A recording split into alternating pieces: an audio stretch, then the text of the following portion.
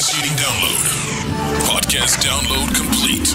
It's the Super Power Podcast. Dia Direct, the fly and fab go-to girlfriend, is all about bringing you interviews with celebrities, information, and her super friends. and inspiration that take your life to the next level. Dia Direct gets real. She doesn't just interview, she goes in. Dia Direct makes a difference With super power. Hey now, it's Dia Direct, and this is a special edition of the Superpower Podcast because it's a Facebook Live. It's even more special because today's topic is how to fall in love with taking care of yourself. Isn't that good? This episode is brought to you by Wellbeing Trust and Providence St. Joseph Health. Make sure you check them out. And with them is Dr. Robin Henderson, who is going to really walk us through this process of self-care and self-love. Take a listen. So I have this amazing partnership with Providence St. Joseph Hospital, you guys. And they have an amazing program called Wellbeing Trust, where they really focus on helping people deal with mental and emotional challenges. And so we've been doing some projects together that I'm really excited about. And I want to share some of that with you today. But I just want to, be real. For those of you who are in leadership or your parents, it's like, who's helping the strong person? Who helps the life coach? Who helps the therapist? Who helps the boss, the manager, the pastor? Where do you find your self-care? Which is today's topic today. For those of you who haven't had a chance yet, I hope you start to tune into the Superpower Podcast, where I bring on super powerful women, powerful in different ways. Often they're celebrities, often they're people who have just amazing stories, and they testify. They tell their truth about what's really going on in their life, and it really has been life-changing because they get free. You know how the Bible says you overcome by the word of your testimony, and so often by testifying and by sharing and by just being real, you literally give yourself freedom to be human, which is something we don't always do. We don't always give ourselves freedom to be real human beings who are having real life issues. It gets overwhelming, and then you get stuck because you feel like, oh well, because of my position or what you think people think about you. Sometimes it's not even what other people think about you. Sometimes it's your stuff. Sometimes it's your ego. Sometimes you don't know how to ask for help. So let me just tell you this one story. When I moved to LA years ago, I met this guy, and I needed a ride and I didn't have my car in LA yet, and he was going to give me a ride to bring my car back to he was going to bring my car. He was going to bring me to the rental place to go get my car. But he took a long time. Well, what he didn't know was that I had to bring the car back by a certain time. And so I got an attitude because he did not get there on time. And as a result, when I got in the car, he was like, "What's up?" And I was like, "I had to bring the car back. Whoop-de-whoop-de-whoop." Now, y'all know how we are, right? But we expect you to understand. Now, dude didn't even know me that way. Dr. Robin! Yeah, we did it! Oh my stars! I'm so excited. Okay, guys, say hi to Dr. Robin. So we're feeling accomplished right now because I want you to meet her. But let me just finish. I want to tell them this story real quick. Oh, you got it. You go ahead. You go right ahead. And yeah. So you can wipe the sweat off, right? Because we've been stressed out about this. So listen. So I meet this guy. And he gives me a ride, but by the time he picks me up, I have a real attitude, right? And so so he was like, "What's the issue?" I said, "Well, I needed to bring my car back a long time ago." And I'm going all off and everything. And he's like, "Well, you didn't tell me that." So that was my bad, right? But So what I said to him was, I was like, you don't understand. I'm not used to having to ask people for help. I'm used to being the one that people come to for help. And it's very uncomfortable for me, you know? So I realized, like, it brought me to tears to have to ask this dude to help me, actually have to need somebody for something. And the idea of feeling helpless was like overwhelming for me. And for some people, they just ask for the help they need. I didn't know how to do that. So here's what happened. So this guy said to me, he said, okay, you told me that you like to help people. He said, but maybe you're a greedy giver. Maybe you're the person who is giving to everybody else. He said, but what if God blesses people to use their gift, and you're not giving me an opportunity to be blessed by God to use my gift? Because everybody wants to matter. Everybody wants to feel like who they are is important, and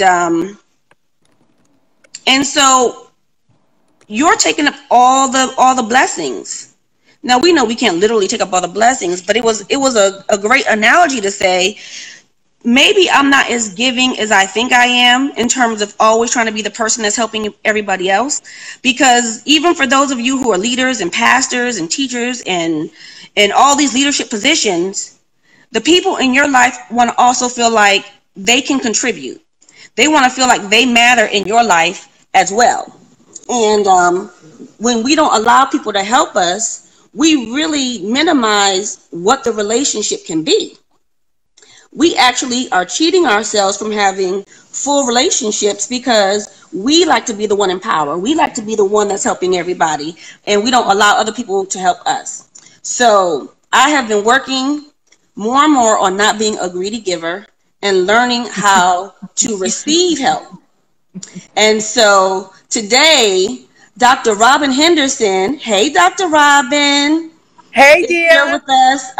She is. I'm gonna let her tell you a little bit more about herself, but she is with Providence St. Joseph Hospital, and they have an amazing program called Wellbeing Trust.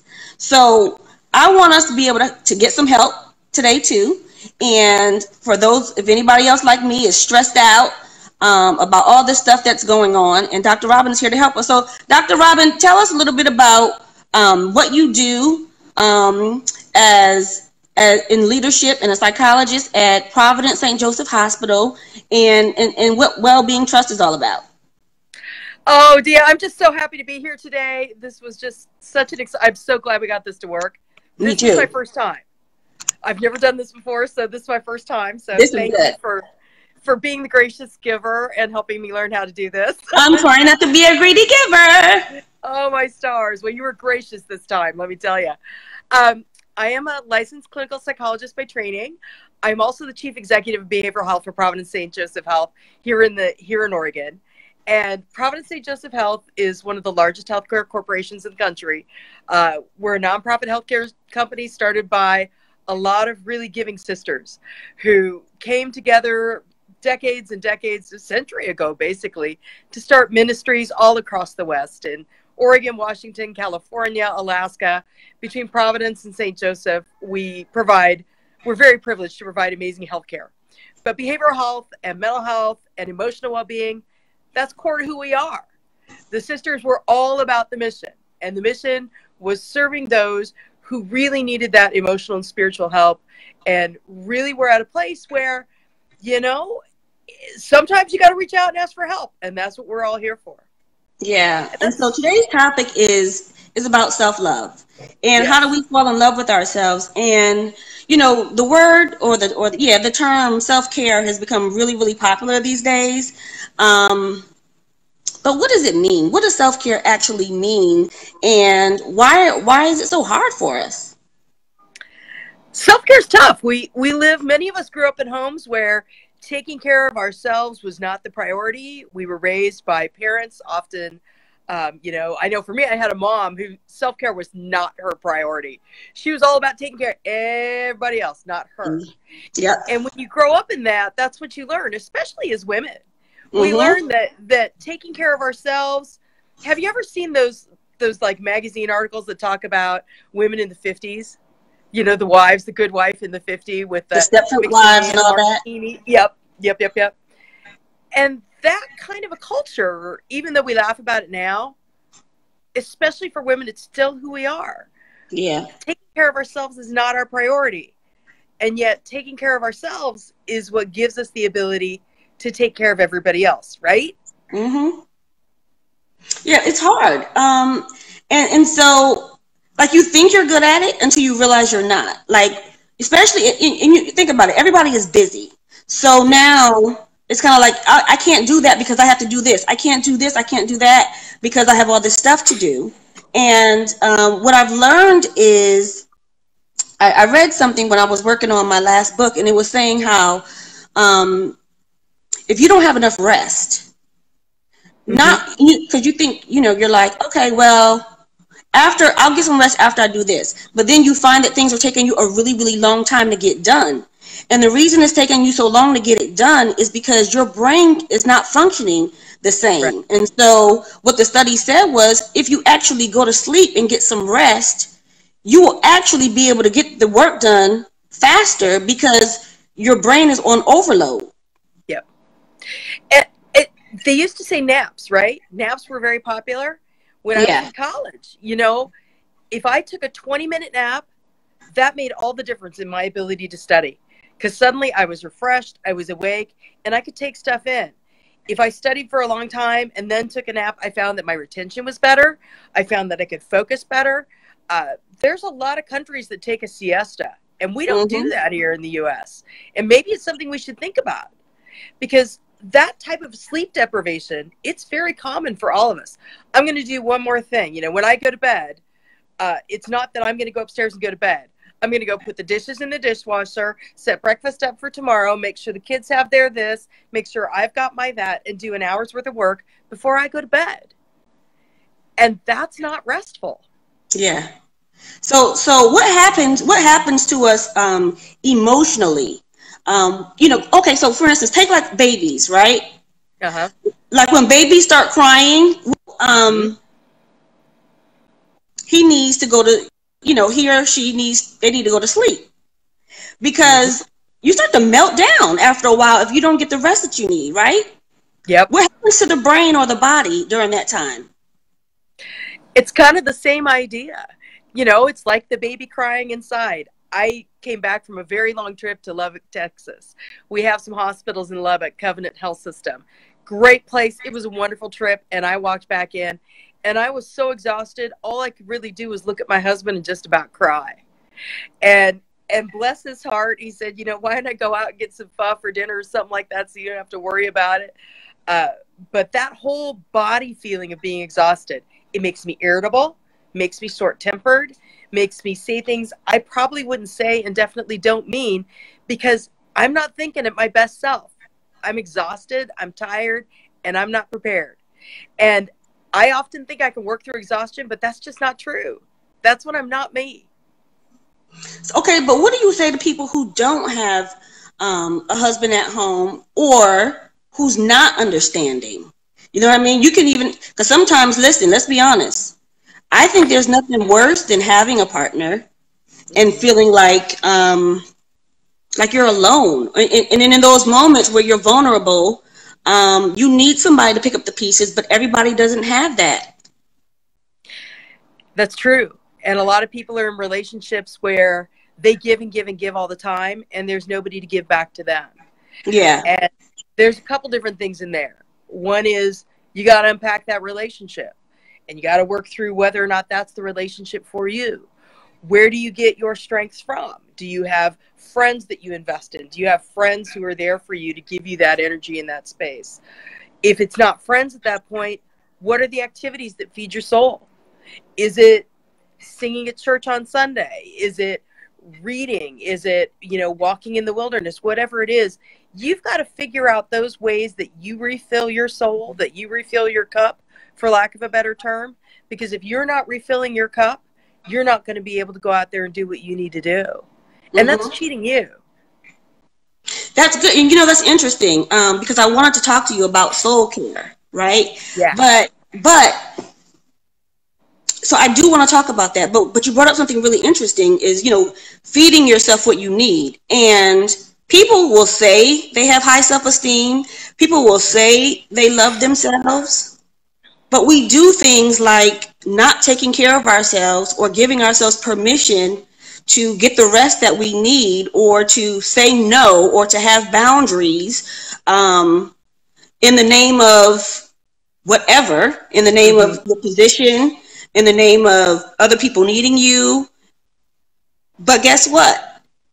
I wonder, are you really loving yourself during those times? Yeah. Are you really loving? Are you really caring for yourself? Are you really doing the things that honor you? And at the same time, when you do that, you then have more energy and more focus and more you to take care of somebody else. I mean, when we think about it, think about the last time that you went out and you were so excited. You go out and you're in a new dress or a new outfit or something like that. And the first 5 people you pass tell you, oh, girl, you look great. And you feel really, really good. And the 6th person walks by and just kind of doesn't look at you all that great. And you go, that's the one you listen to. That's who we listen to. And that's one of the things that we call negative self-talk. That's, to use a clinical term, it's a cognitive distortion. I may hear 5 good things about myself. I'm only going to listen to the 1 negative. It may have been, this happens all the time with dinner. I'll make something for dinner and the kids will look at me and, one kid will say it was great. One kid will say, meh. And all I hear is the meh. That's the hard part. So is negativity stronger than positivity? I don't think so. I think positivity is stronger, but I also think that's one of the little lies that we tell ourselves. If you have a devil and an angel on your shoulder, it's the devil on your shoulder saying the negative weighs more. When the reality is the positive weighs more, but that's not what we're used to taking in. We always say, I always hear people say this all the time. I like criticism. Criticism helps me. It helps me grow. No, seriously. Criticism is great, and I love harsh feedback and stuff like that, but positivity helps us grow even more. Positive feedback, that's what people want to hear. When we look at people, if we're leaders, we're told, you got to give that positive feedback. You got to be out there and tell people when they're doing good. And if you tell people when they're doing good and what you like about it, they're going to do that more. But when you tell people all the time what it is that's wrong, that's all they're going to hear. And that's what you're going to get. I'm going to be really honest with you and very transparent. And guys, if you have questions, just go ahead and type it in, because that's what we're here for. Deidre says, you literally read my mind and spoke my exact truth. Married to someone who I cannot go to for emotional support. Yeah. That's tough. And so I want to ask my question. So I'll bring them together. So my question or my issue is, I realize that I actually, the tape that plays in my head a lot of times is not as positive as I would like to believe it is. And I literally had to start putting up affirmations to affirm myself and remind myself, because I kept playing up the negative stuff. Now, when I talk to other people, very encouraging. I'm really good. I am an exhorter. I am good at encouraging other people. But my little dirty secret is that I don't always know how to encourage myself in the midst of what's going on. And so for like Deidre, when you don't have a partner that is emotionally supportive, those things then it compounds. And I think in terms of, you start to, even though you might fight them and because you want them to be something else toward you, at the same time, I think it reinforces maybe I don't deserve this or that. And then, how does that whole head thing, how do you turn it? The affirmations, I feel like, are starting to help me a little bit though. But what I realized is when I said, I used to tell my mentees, say I love you out loud. Say I am this out loud. And I realized, even for me, saying, you are smart, you are intelligent, you are worthy. It was difficult. It's really difficult, and it's really hard to believe those positive self-affirmations, because most of us have had a lifetime of negativity in a variety of different ways that we've amplified. Whether it was bullies in junior high, and I bet you all of us can remember a bully tale from when we were in junior high. But how many of us remember those times when all of the different people said something really positive and wonderful? That's not what we play over in our head. What we play in our head is the negative self-talk, which is why affirmations become so important. Those things you put on your wall that say, I am beautiful, I am worthy, I look great today, I have great looking thighs, this is what, this is who I am. And whatever that kind of a message it is, there's a cat behind me who's meowing, and I bet you can hear him. It's okay, Magic, you're fine. You're beautiful, Magic. You needed that affirmation today. But that's the kind of affirmation and self-talk that really helps change our own brain structure to start thinking about, believing that positivity as opposed to the negativity first. And it's a hard set of retraining for some people. And it's also, for some people, part of a mental health issue, a greater mental health issue that's more than just positive affirmation. And that's where therapy, and it's kind of like that's that difference between what we can do in a mentor relationship and what we can do as leaders. And then at the point where really that's something now that is more of a distortion that needs therapy, that needs a different type of restructuring. Does that make sense? Yep. That's a good point. So how do you know, like, for instance, if you're down or depressed, and you're not feeling good, how do you know if you need something more, like going to therapy, as opposed to just talking to your friends or going out and having a good time? At what point is it clear I might need to go get some help? That's the point at which, when you notice that it's interfering with your life, when you notice that I can't get out of bed in the morning, I'm missing work because I can't get out of bed, I'm always declining invitations to go places, not going and doing anything, constantly sad, can't lift myself up. It doesn't matter if I go spend time with my friends, I still don't feel worthy, I still don't feel part of. That's when that depression really becomes a whole lot more. I see, I want to call it something that Rial has just said. He's right. Self-talk creates new neural pathways. And he's 110% correct about that. And that's part of when you get into therapy, self-talk and what we can do in somebody who doesn't need therapy, perfect, it works. Self-talk is also part of what happens in therapy in a different structured way. And we can come back to that in a second. But I want to call that out. The other piece in there is what Deidre's talking about in terms of history of abuse and trauma. We talk a lot these days about adverse childhood events, the things that happened to us when we were children. It could be trauma from family issues, from trauma of maybe you had a tornado or a really bad hurricane or whatever it was that happened that wasn't something in your family, but it was a traumatic event. Or maybe it was something like a car accident or something like that. Those types of traumatic events, big and small, add up. And those impact how we deal with things, how we build resilience. And resilience is what makes the difference. So going back to the question about what makes the difference of how you know when you need therapy is when you've lost that resilience and you need therapy to help you get that back. That's when we're looking at that for things like depression and mild to moderate anxiety. There's a difference there than somebody's got a really significant mental illness. And I think that's a little bit different story, but we'd be looking at other factors there. Portia wants to know, where do you start with your self-care routine? How do you start that process? There's a gal in my office who every day walks into the bathroom and puts a positive affirmation on the women's bathroom mirror.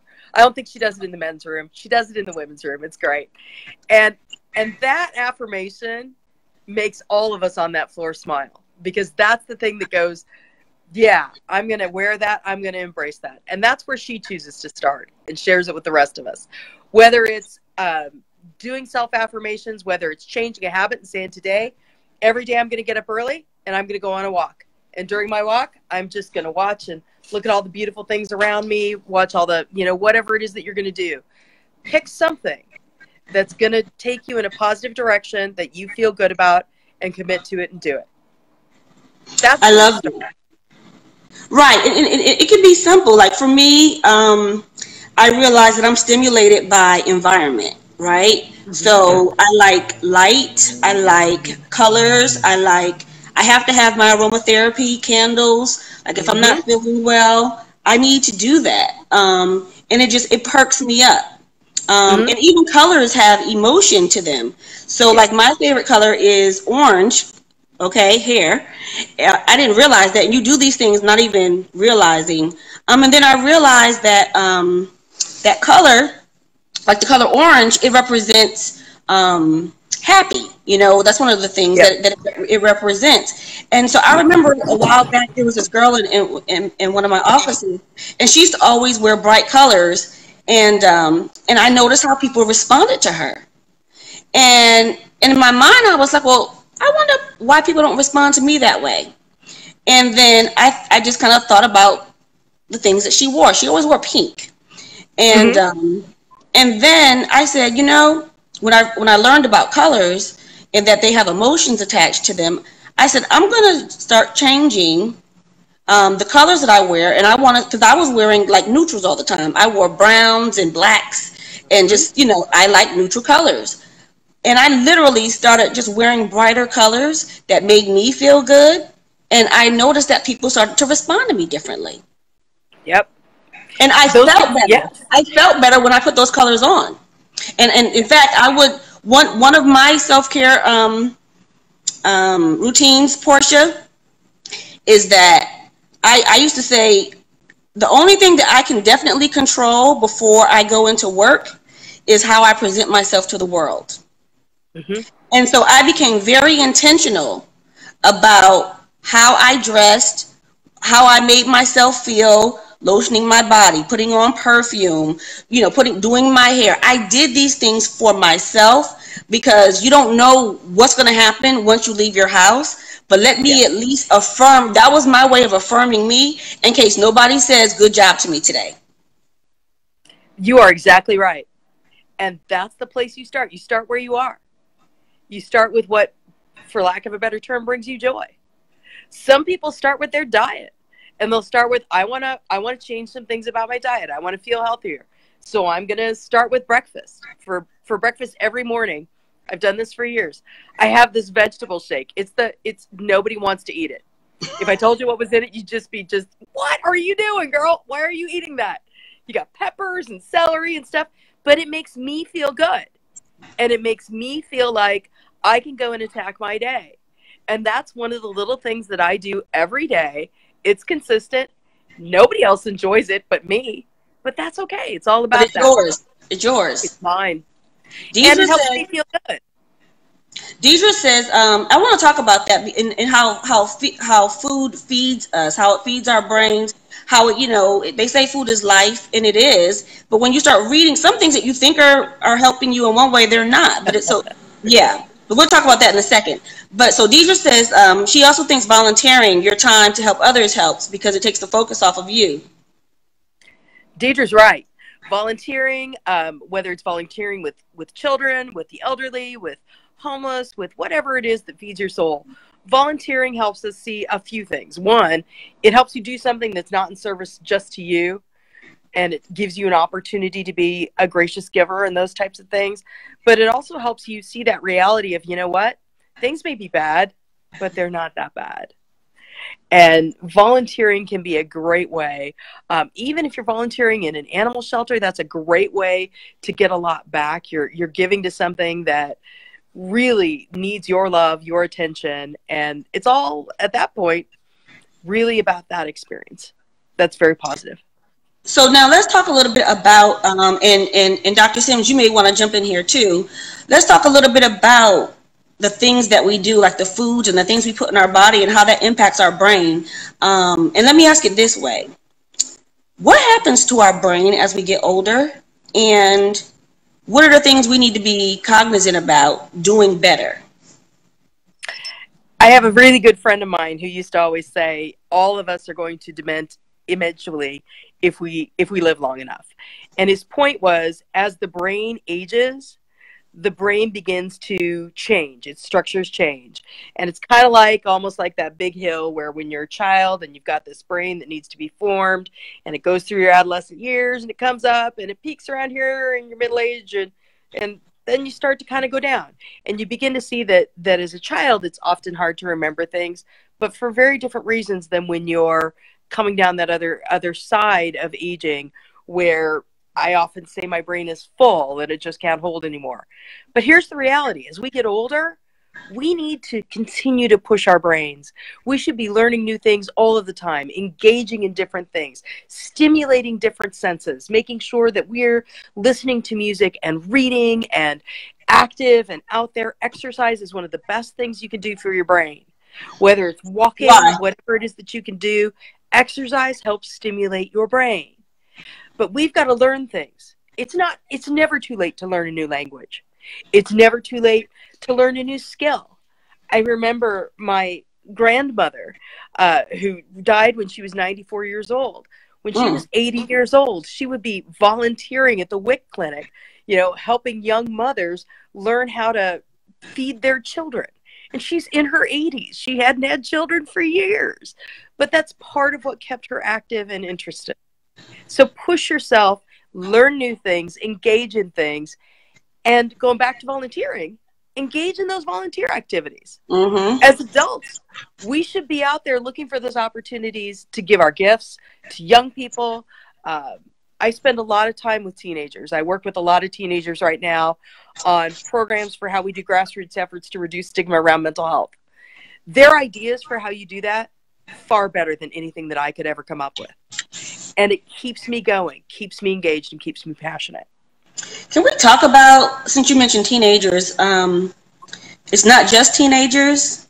Can we talk about what social media is doing to us, to our brains, to us emotionally?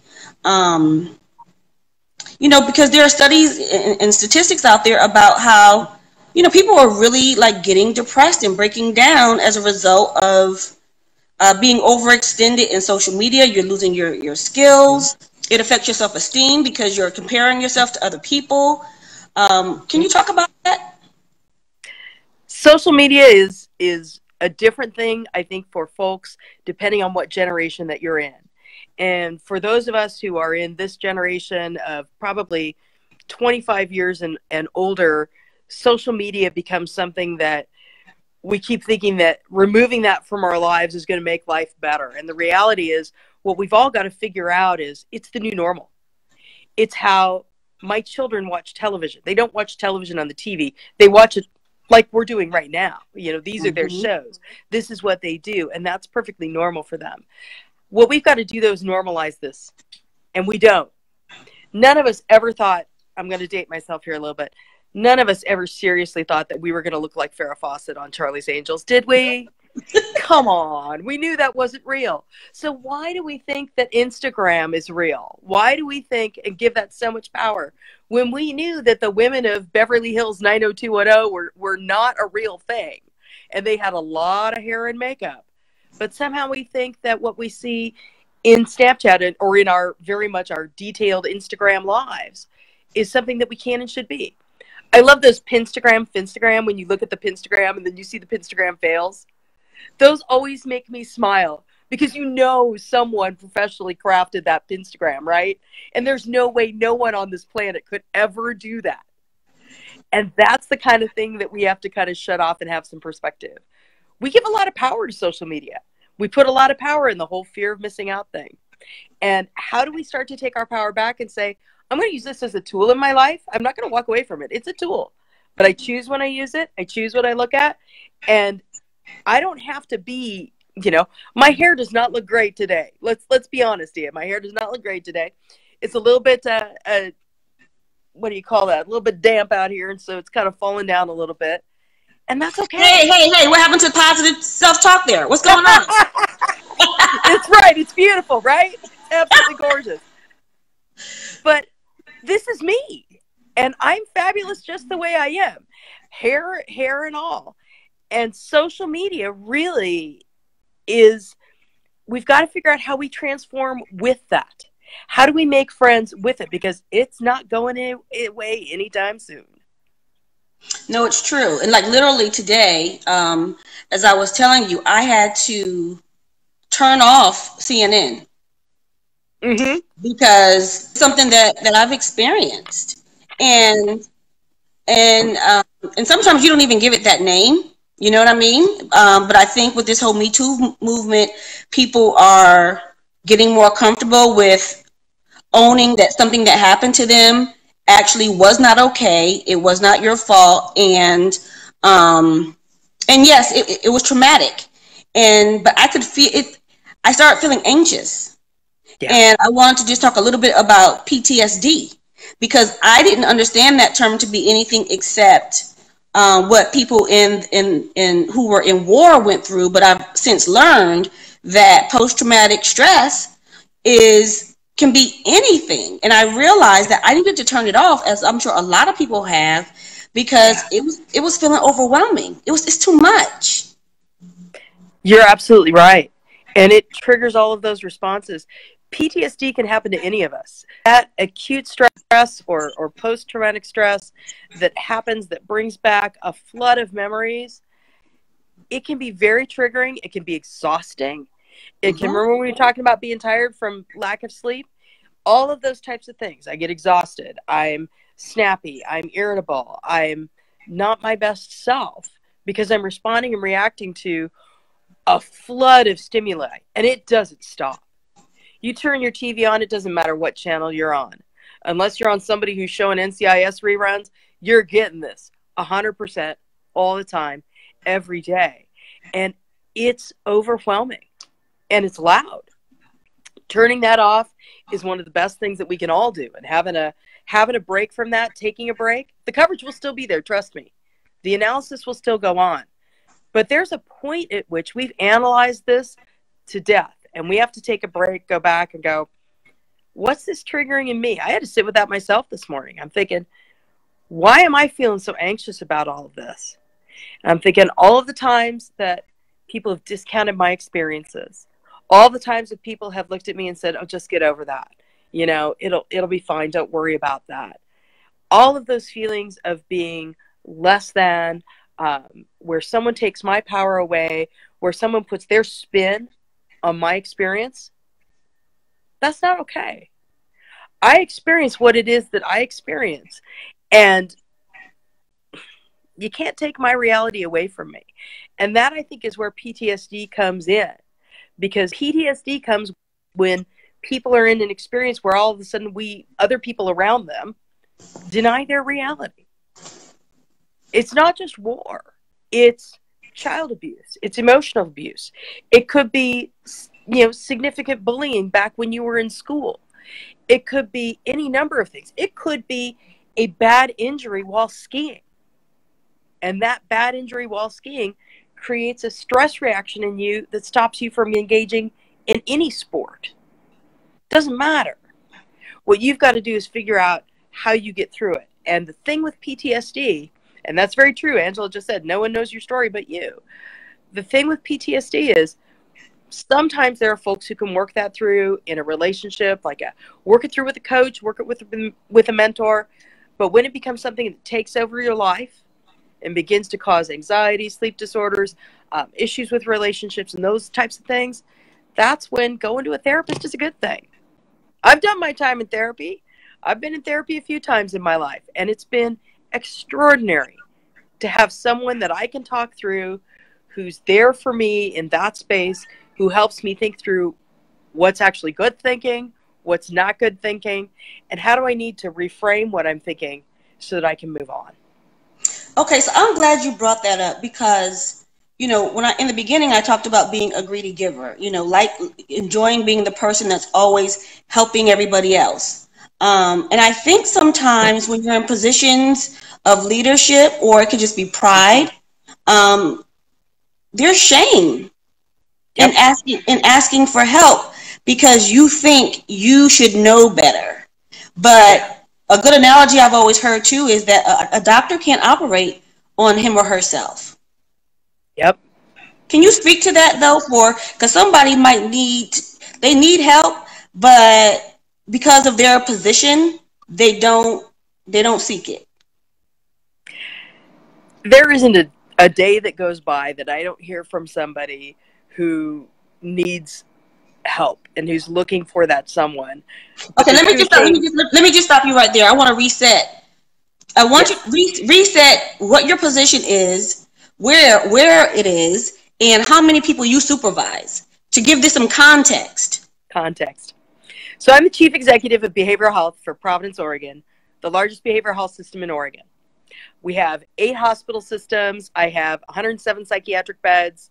I have 45 psychologists, probably, 40 or so psychiatrists, and several hundred employees across the enterprise. We have a health plan that serves more than 600,000 people in Oregon alone. So my impact and influence and ability to connect with people is pretty broad. And the people who call me are people who have more responsibility than I do. And they're afraid to reach into the normal ways of getting help. And whether it's themselves, they're struggling in their marriage, they've got a kid who's using alcohol and drugs, or a kid who's depressed, or they themselves are depressed, they're ashamed and afraid.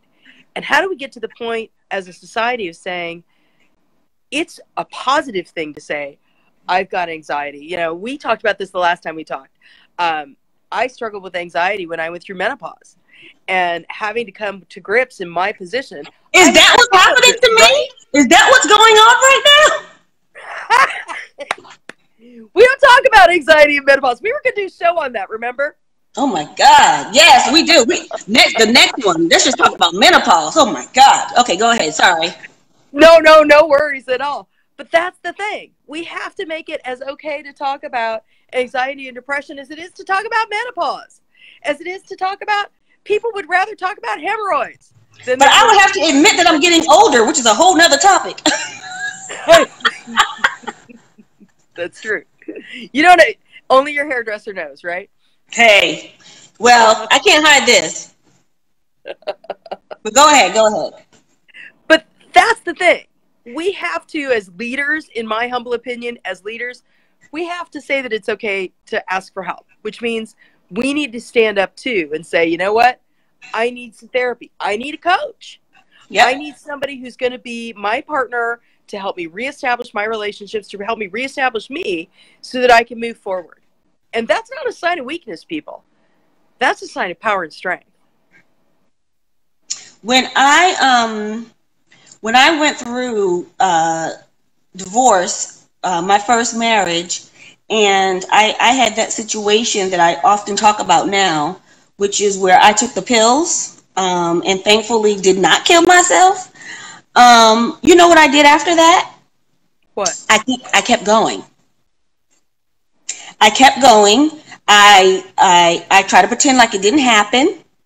I was so ashamed that I was that vulnerable. I was so ashamed that I gave a relationship that kind, or a person that kind of power in my life. And I was a leader in church, by the way.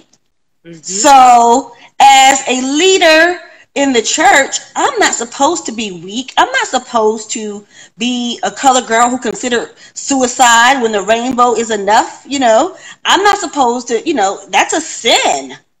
So I didn't process it. It took me a long time to go to therapy. And when I finally started talking about it, I realized I was actually minimizing my own purpose, because that trauma helped me to realize that's the kind of people I want to help, that have gone through that kind of pain that I went through emotionally. And I thought it just came upon me, but I now realize that I was depressed. Yeah. And you didn't give your power. You didn't give your power to that person. You took your power and you transformed you.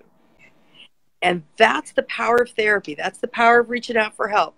That's how you take that back into you. And that's how you move forward and you move on.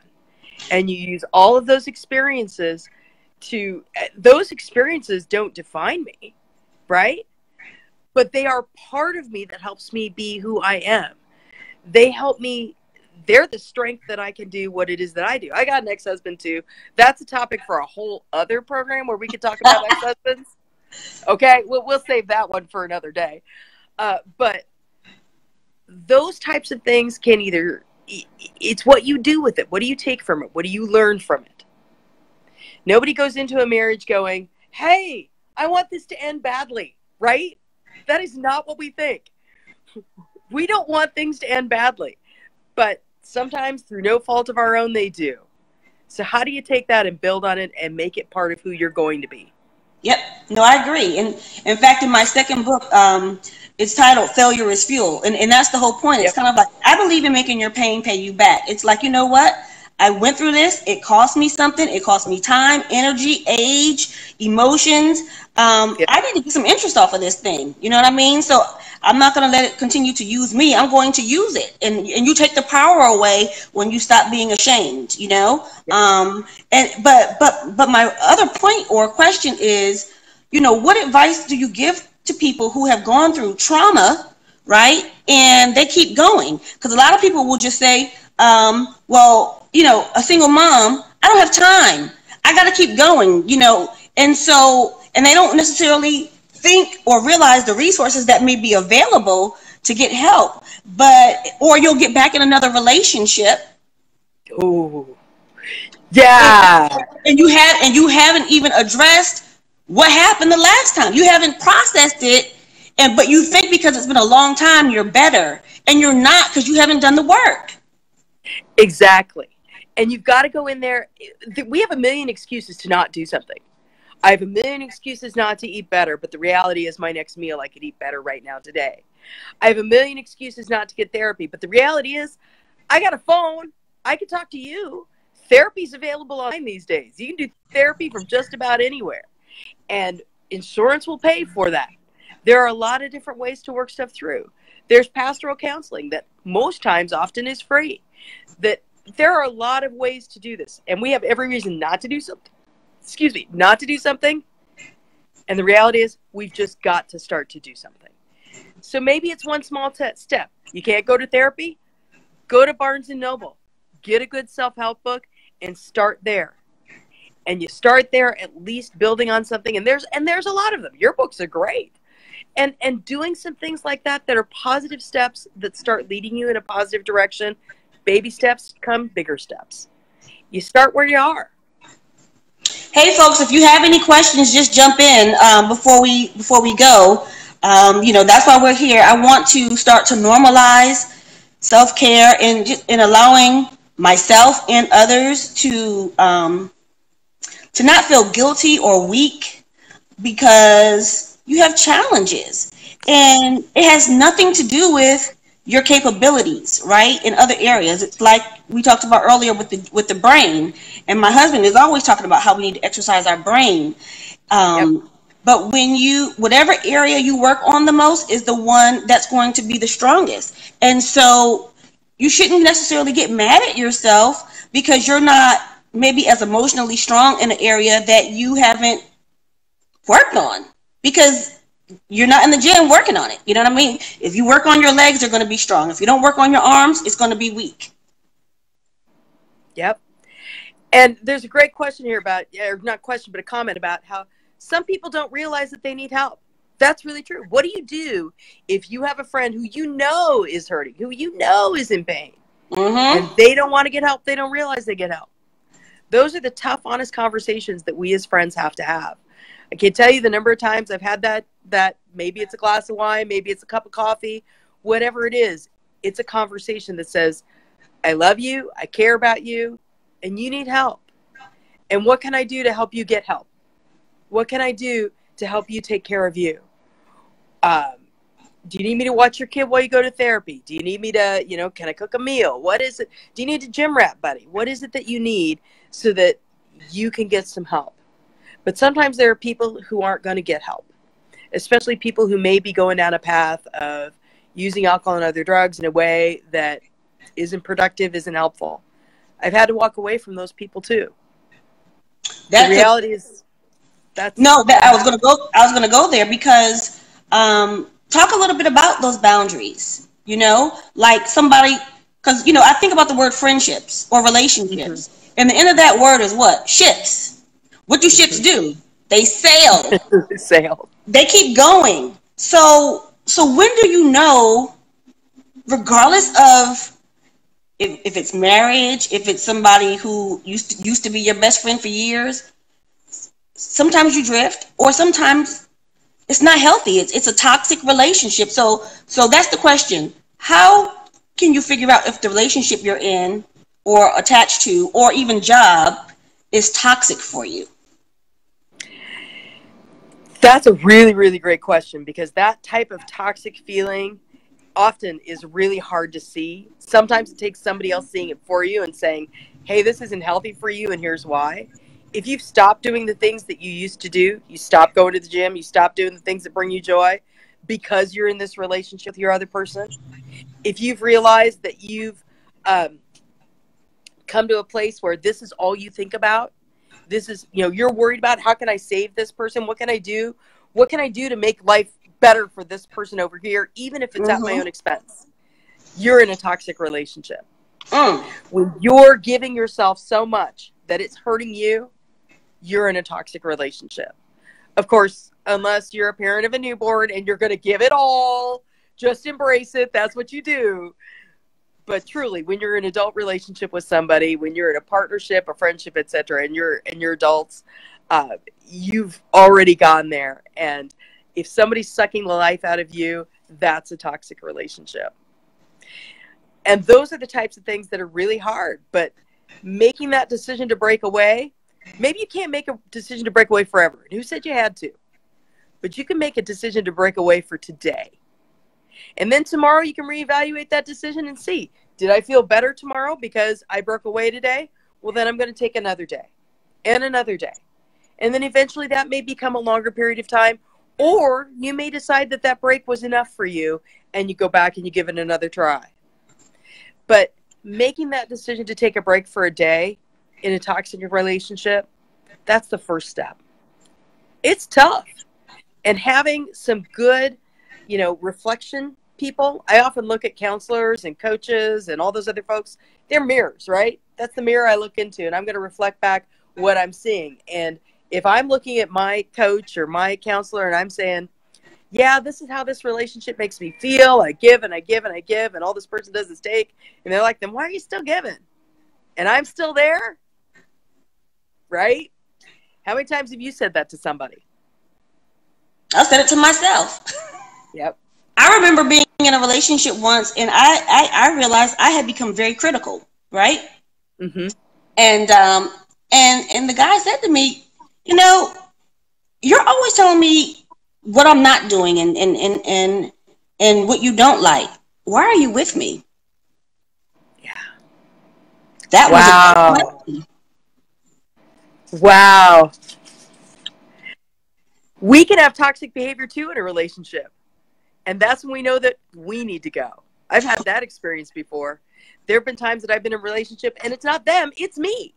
There's some about you that brings out what isn't the best in me. And for me to take care of myself, I got to go. Exactly. And what it said also for me is, if you don't like all these things about this person, what's going on with you? Yeah. That you would put yourself in a situation to be with somebody who doesn't affirm you. Yeah.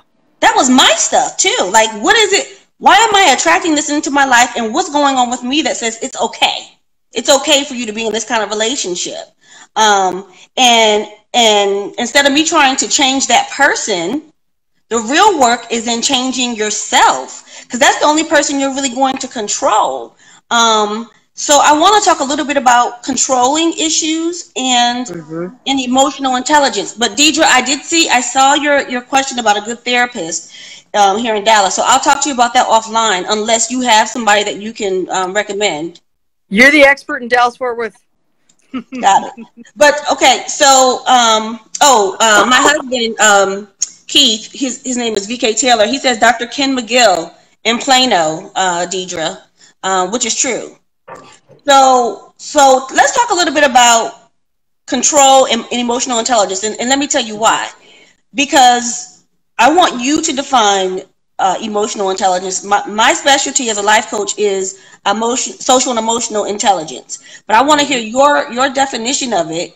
And the reason why is because once I started applying emotional intelligence, then it helped me to have self-control, and it helped me to control my expectations from others and what I expected them to, my expectations from others because of what I learned about them. You know, I look at emotional intelligence through a frame of trauma-informed care. And when I think about that, that's where I put myself in a place where I can be responsible for me, and you got to be responsible for you, and how we interact together is a function of both of our experiences. And that's where the emotional intelligence comes in. Where can I see where I end and you begin? So we use this a lot, like in emergency departments. It's a great place to do this. The folks who are practicing emotional intelligence are seeing that person who's acting out around them. Instead of seeing somebody who's misbehaving and doing all these things wrong and breaking the rules of their emergency department, they're saying, what's happened to you? And what's going on in your world, and what has been your experience that's causing you to be this way at this time? You're scared. Great. You're scared. How do I, instead of reacting in anger and fear to somebody who's scared, because once I go into fear, I'm not acting in a way that's emotionally intelligent. Once I go into fear, I go into a place of protection, right? And that's not a space that I need to be in, especially as a provider of care. As a provider of care, I need to be in a space that recognizes there's a lot of experiences that have happened to this person that brought them here. And how do I be with them in that moment and get them the help that they need without putting my judgment on them? Because that's kind of where trauma-informed care really steps in. And that kind of skirts around the question of emotional intelligence and exactly what that is. But really, it's knowing yourself and knowing your own reactions to different situations. If I know that people who look like my ex-husband, who have that same type of swagger and all of that, are going to trigger me to make me be anxious and probably a little irritable, that's not on them. That's on me. And that's emotional intelligence. Amen, sister. That also plays itself out too, though, in relationship, doesn't it? Oh yeah. If you've had experiences that were hurtful before, and this kind of goes back to the trauma and the PTSD, and you start to and somebody does something that triggers that fear of how you were treated before. Yep. I think, yes, you will need your emotional intelligence, but how do you help a person kind of like unpack that and realize, okay, this is what my ex did, and you are not my ex, right? But maybe I'm overreacting because I'm so afraid of having that experience again. And that's a hard part. And even just acknowledging what you did right there. Saying, you know what, when you do that, you remind me of my ex-husband, and that just, I can't go there. So how do we have this conversation? You get your point across without using, that phrase or whatever that is at that point. But even the acknowledging of the trigger takes a lot of the power out of the trigger. How? Because you've named it. When we name things, we take their power away. When we name fear, when we name anxiety, we take a lot of the power out of that situation. And we realize there's a lot that we can do about that. I'll go back to looking at somebody who comes in to an emergency department and may be out of control and psychotic and very afraid. And our natural reaction is to go into control and to go in and, secure and make everything okay. When the reality is they're terrified. And if you can connect with that person and say, I'm your person, it's okay, this is what's going to happen, and we're going to be here for you, you give them that opportunity to see you as a person as well. And that's the same kind of idea. How do we take the power away from a triggering event so that triggering event, instead of being, a harsh statement that a friend or a husband or a bus driver may have said to you, to being, this is a trigger from past trauma. This is a trigger from, whatever it is that may have happened to me. Maybe it was my bully who used to call me that, and take that power away. That's where the hard work of therapy and coaching is. That's where you got to invest in yourself, and you got to take the time to figure out, what are your triggers? What are the things that set you off? Where are the vulnerabilities that you have? I know I have a lot of them, and I have a lot of blind spots too. And I have to be open to the fact that I have blind spots. And sometimes I need somebody to say, you know what? You really got upset in that meeting. No, I didn't. I wasn't upset. Right? Yes. But it takes that reflection and discipline to go back and go, okay, what set me off? Own it. Take the power away and move on. What kind of stuff, what kind of programs and information do you all have at Wellbeing Trust that people can use as resources? So at the wellbeingtrust.org page, we have a lot of different resources. We have a lot of conversations with, experts like you and influencers like you who take it real and talk about a lot of different types of topics. We have links to, self-help tips for depression, anxiety, and also links to crisis lines where sometimes you just really need to talk to somebody. And whether you're an adolescent and you need to talk to somebody who's a teenager, or an adult, you need to talk to somebody who's an adult, or a vet, you need to talk to somebody who's had a similar experience. You can find those resources there, connect with somebody, and be able to do that. We also have information about how you can get involved. Going back to volunteering, how do you get involved? How do you change the conversation in your community? How do you participate in an Out of the Darkness walk about suicide prevention, or join your local National Alliance on Mental Illness chapter and begin to learn more about how you can do youth mental health first aid in your community? Whatever it is that you want to do that inspires you, Wellbeing Trust has a link that's going to help you find something for you. That's great. No, I love the information over there. But speaking of suicide, are more suicides happening? Or are we just becoming more aware of it because of social media and whatnot? Because especially because there are all these celebrities and people in highly esteemed positions, things that people aspire to, and they think, once I get that, then my life will be all together. Well, we're seeing more and more that, money, power, and fame certainly does not solve all your issues. No, it certainly doesn't. And I've seen studies in some areas where suicide rates are rising in some populations. I've seen studies that have talked about, suicide rates are almost as high as they were in the 1980s. So I think a lot of these things are very cyclical. I think it truly is in some places, yes, they're rising. In some populations, yes, they're rising. In other places, they're leveling out, or maybe even they're less than what they were. And then when you do it longitudinally over time, really you're going to see that same type of cyclical thing. The difference here, though, is what you said, social media. The fact that we have access to instant knowledge, the fact that, we talk about suicide now in a very different way than we did in the 80s. We would talk about somebody expired or somebody died. Very rarely did you see they died by suicide. In the early 80s, you never would see that they died with AIDS. I mean, that was something we just didn't talk about. And I think that's part of both a healthy conversation and a scary conversation. People talk about, there's a fear of talking about suicide, because if we talk about suicide, especially with kids, if we talk about suicide, then somebody's going to get that idea and they're going to go, oh yeah, you talked about it. I think I'm going to go commit suicide. Your kid is trolling you in the back, by the way. Oh, seriously? That is the best. That is my 17-year-old. And I am going to just, yeah, thanks, honey. Oh, my.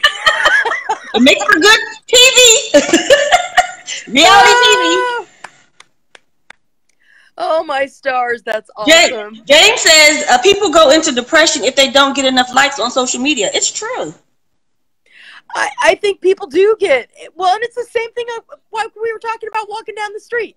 You go walking down the street and you see somebody who's wearing a pretty dress and, 5 people say, yay, that looks good. And 1 person says, no, you don't get enough likes on the street. It's the same thing. But our perspective, because it's so, it's really like tightly monitored right there, right? It's right in your face in social media. Over the course of a day, it's a much longer thing. But in social media, it's all gathered up so you see it all together, right? And I think that's what makes that impact differently, both from our own perception and also from the perception right now of society. Is it, so for instance, to James's point, is it that you get depressed because you don't get enough likes? Or is it that the lack of likes reinforces what you already believe about yourself? I think it's more the lack of likes reinforces what you're already seeing and what you're already choosing to believe. Because that negative self-talk that comes into our head and goes, I'm not good enough, I'm not this, I've got all of these other things going on. And then I see, oh, wow, I've only got 2 likes for that. That's, I think, what causes the issue. And it's kind of like a dog pile. You pile on and you pile on. Oh, if it's that, then it must be true. Oh, if it's that, then it must be true. It's kind of like turning on the TV and going, oh, wow, if I see this show on today, I'm going to be depressed. It's not even necessarily that thing. It's just what we built it up to be in our head. Think about it. This stuff is, we've built up these little thumbs right here. That's what we see in our head. But the reality is we have to change our frame about these things. They are little icons. They're stickers. These are just stickers. These aren't feelings of how people feel about you.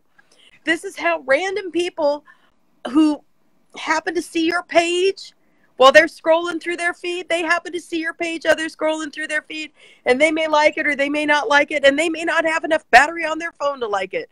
Or they may have, fat fingered it like I just did and hit the wrong button. And there are algorithms now too. So the algorithms change, and so but it feeds you. I mean, let's just be honest. I'll be honest. It feeds you. Some people, have become celebrities as a result of social media, and it feeds their ego. It may be a false sense, but it feeds you to feel like, oh, people like what I'm doing. They like what I'm saying. It gives you immediate gratification. It gives you immediate data to say that what I'm doing is working. People like it. This tells me that I should keep going in this direction. It's going to impact people. I guess it's a matter of how much how do we find that balance? Because there have been times when I didn't get the likes where I really thought I poured my heart out, right? Or if I shared something where I was being vulnerable and people didn't respond, I walked away feeling empty and naked. You know what I mean? Because I put something out into the world that was important to me in some way, that I took time out to do. And if you don't get the response, it makes you feel you're not getting any feedback. You're not getting that validation that your dress is nice today, that says, good job. And it is the plight of artists throughout time. The authors who wrote books who got 1 million rejection letters until they get the one. The fashion designers who produce fashions that people will never see or wear, except maybe their mother. And if my mother's online, she'd definitely wear it. Not that I can sew, trust me. But this is kind of right now, what we've got with social media is we have immediate feedback, which we've never really had. And it's not only immediate, it's public. And that makes it all the harder. Because it used to be when you were the author who got, 100 rejection letters, the only person who knew that was you and probably your mother. But you know what I mean? It was a private thing. And the age of social media has taken what is very private for all of us and put it out there in public. And that's a new normal that we have to figure out how we adjust to and how we right size it and how we normalize it.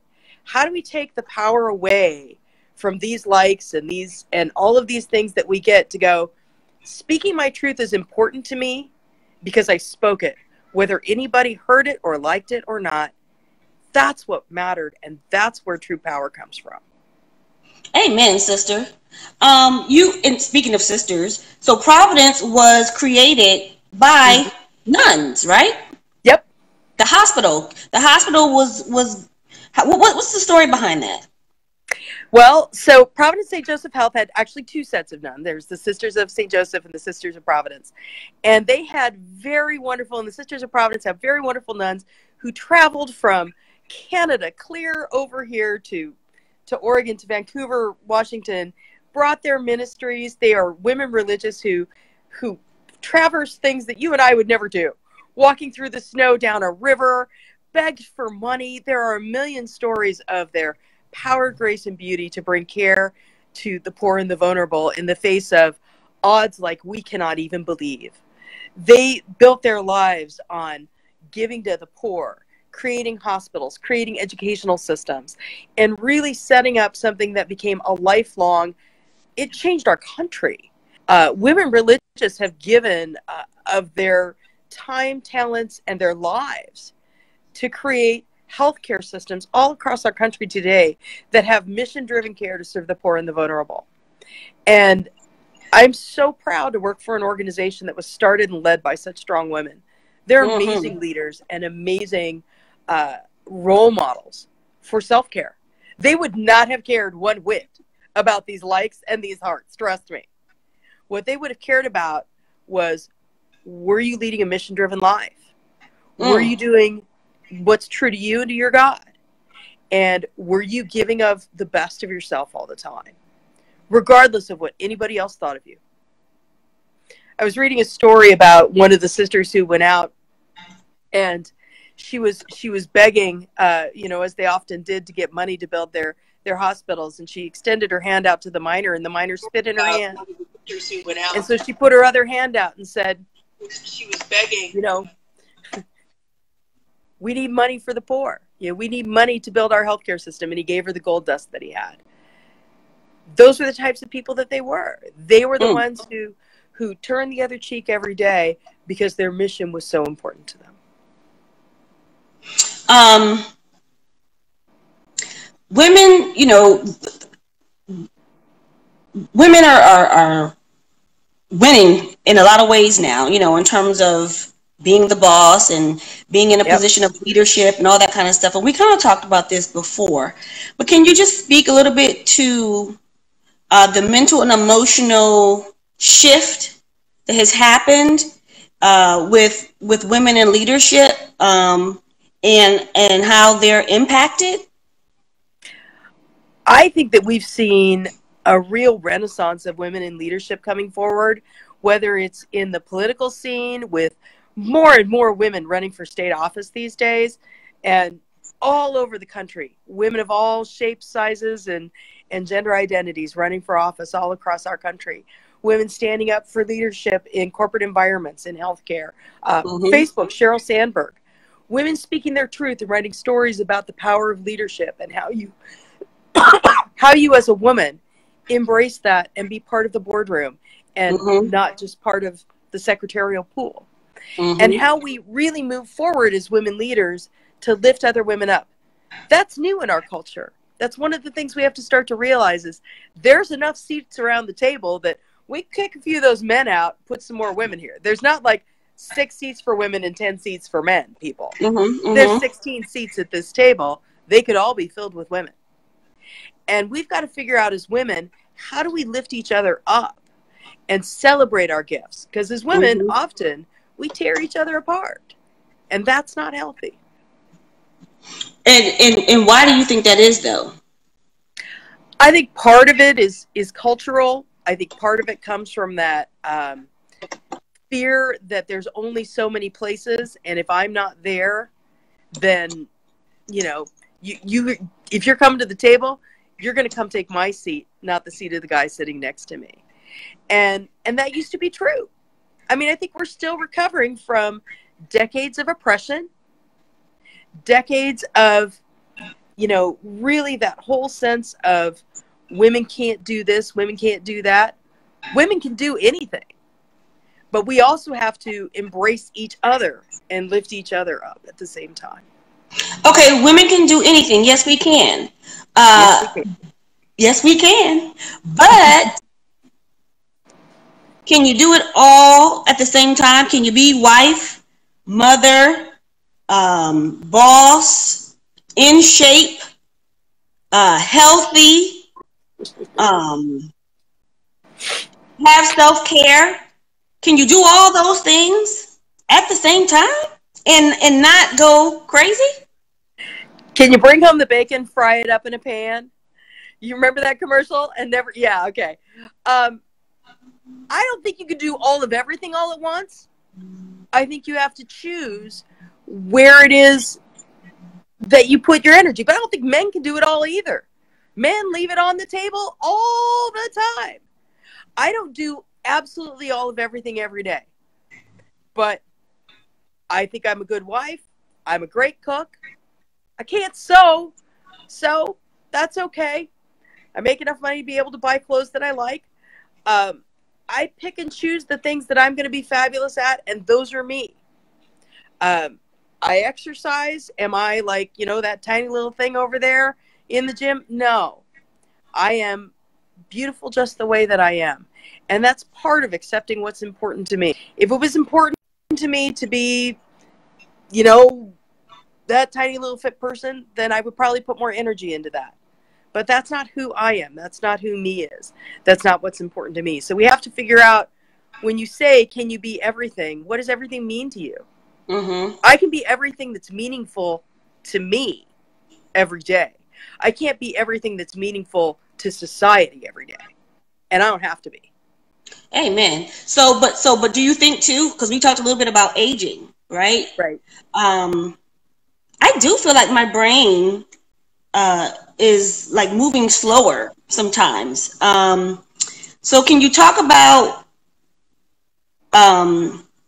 has it become easier for you to prioritize what you do and when you do it as you get older, because of, you know, your confidence has changed, or how you spend your time and energy, and then yeah, so just that part, because I don't function the same, so I feel like I have to prioritize differently too. I think that's called wisdom. And as we age, we gain wisdom and we gain life experience, and we understand what's important and what's not important. And what's not important, we just don't pay as much attention to. Like the lights. The lights aren't that important. They are not that important. There's a lot of things I don't pay attention to anymore that I did when I was much younger. There are probably some things I should pay attention to that I don't. You know, sometimes I lack a little bit in the self-care. But, you know, I need to get more facials. That would do me well. But those are the types of things that, you know, wisdom brings. And aging and slowing down, I've just become smarter about what's important. I'm not 25 anymore. And I know my 25-year-old self thought that I could rule the world. And she was right. But she also thought she could do a whole lot of other things that I think now are really not all that important. And before we close, I want to just ask you this one thing. How are men adjusting psychologically and emotionally to the shift that women are having in the workplace? Or financially? One hell of a time. It's awful for them. It just sucks to be a man these days. I think men actually, I work with a lot of men. My right hand is a man. And I've worked with, in fact, for the last 7 years, I had a young man who worked with me who became very essential, was just my right hand, and was absolutely wonderful. He just left me and went to law school. And I hired someone else who I'm now having to bring into my life, retrain somebody else to be my right hand. And I think men are adjusting actually really well. I see them welcoming the opportunity to share the load of life. I see them eager to learn from the gifts that I bring to the table, eager to share. I see them, you know, I look at my own relationship. My husband's retired military. He spent 21 years. He's a retired light colonel. And he spent 21 years in the military. And there's a whole genre that comes with that. But what I see in him is a very different person, and I think he sees it too in how he's transformed his thinking in this partnership. I think we have to give men a chance to change and join and not always go at it, you know, with that idea that they're going to be something that we assume they are. Time to actually be alive and be a person. There are a lot of opportunities we have with social media to have conversations like this that we couldn't have had a decade ago, and to learn from each other, learn different perspectives, and share. That's what makes it such an amazing time right now. And I think men get to be part of that. That's a great answer. So listen, I want to thank you for spending some time with me and us. And I'm going to do this more often, because I just think, you know, sometimes we do need to give ourselves permission to just take care of ourselves. And even when you know all the right things to do, they say when you know better, you do better. I don't necessarily agree with that. You know, when you know better and you do better when you really decide to do it, because it doesn't make you do it. Knowing doesn't make for doing. It does not. But sometimes just having these reminder conversations and just saying, you know what's one thing I'm going to do today just to take care of me, just to affirm me. Sometimes that's saying, no, I can't go here or there. Sometimes it's, you know, eating the right thing. Like you said, it's the next right decision. And if it gets to a point where you need to see somebody professional, especially if you need to go see a psychologist and you don't have health care, which I know is an issue that many of us are dealing with. Even if you have health care, you may be, you know, underserved, you know, or you have, you know, you don't have enough coverage, I should say. Are there any efforts, programs, or anything that you all are doing that we should be aware of for people who don't have coverage, or who don't have enough coverage to go to their body or their mind? You know, that's one of the hardest parts. When you look at Medicaid expansion, which was supposed to be the place that took care of, that was the safety net. And not every state took advantage of Medicaid expansion. So in the states that took advantage of Medicaid expansion, generally speaking, folks who don't have coverage, who can't find help, there are resources there. If you live in a town, Medicaid is not just for older people? Medicaid is not just for older people. In states that have Medicaid expansion, and I know Texas is not one of them, but Oregon happens to be one. 97% of people who live in Oregon have health care coverage. And that includes coverage for mental health. Sounds like Canada. And when you're in a place that doesn't have that, however, what you need to look at is there an academic institution? If there's a large academic institution, there's a lot of those in Texas. Many of them have university counseling programs where they're training new psychologists and interns, and they have free and low-cost clinics. Many churches have pastoral counseling, and those are free and low-cost options. There are also free and low-cost options on the internet as well. Some of those are better than others.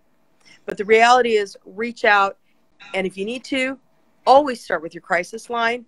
They know where resources are. They're there. They know your local resources, and they're available 24 hours a day. Thank you, Dr. Robin. And of course, you have resources too over at Wellbeing Trust. Yes, we do. And is there a Facebook page for Wellbeing Trust? There is. You can follow us on Facebook. We are always posting lots of helpful tips, tricks, and articles about how to take care of you and those you love. Well, I'm going to try and do this more. I hope you come back and join us sometime soon. I got to get Dr. Sims up too. But I appreciate this conversation. It certainly helped me today. I appreciate you, Dia. It's been a pleasure talking with you, and you've helped me too. Great. All right, you guys. In My Feelings Friday, that's what we did, and I hope this has helped you a little bit. So we'll keep talking about it. All right, talk to you later. Bye. Bye. Real talking tools to reboot, realign, and reignite fire in your life. It's Superpower with Dia Direct.